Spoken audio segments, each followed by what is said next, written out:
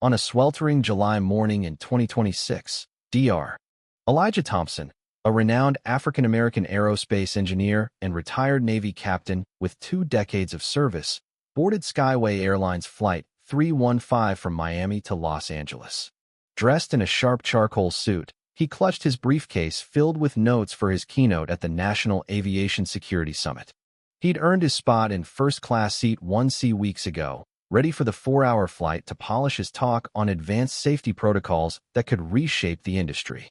The gate agent in Miami hesitated when scanning his boarding pass, her eyes darting from the ticket to his face. "Enjoy your flight," she muttered, but Elijah caught the subtle doubt. It wasn't new these quiet judgments had shadowed his career. As he settled into his seat, lead flight attendant Lydia Hayes approached with a forced smile. "Boarding pass again, please," she insisted, even after he'd just shown it. Other passengers, mostly white executives, glided past with warm greetings and drink offers. Elijah stayed calm, unpacking his laptop.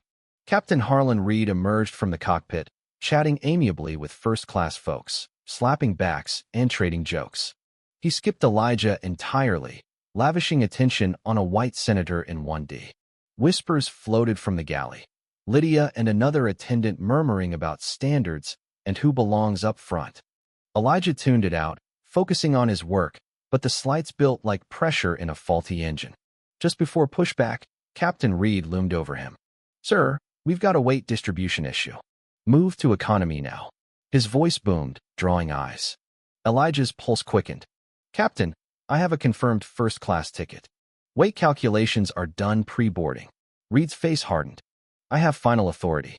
You don't fit the profile for first class. Move, or security hauls you off." The cabin froze. Phones emerged, recording the standoff. Elijah spotted a white late boarder ushered straight to first class, no questions asked. Humiliation burned, but he complied, trudging to 29F by the rear lavatory, past stairs and Snickers. 3 more white passengers filled problematic first-class spots.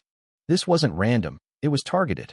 In economy, a young Indian-American woman, Nia Patel, a trainee flight attendant deadheading to LA, sat beside him.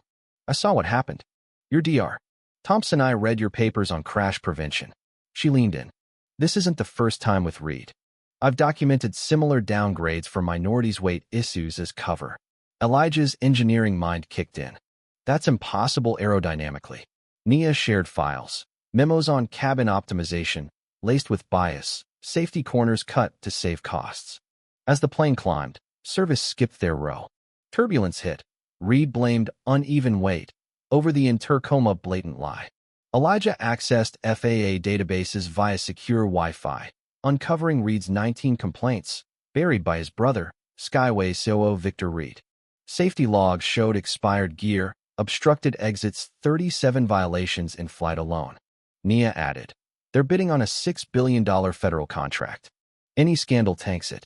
Allies emerged mid-flight.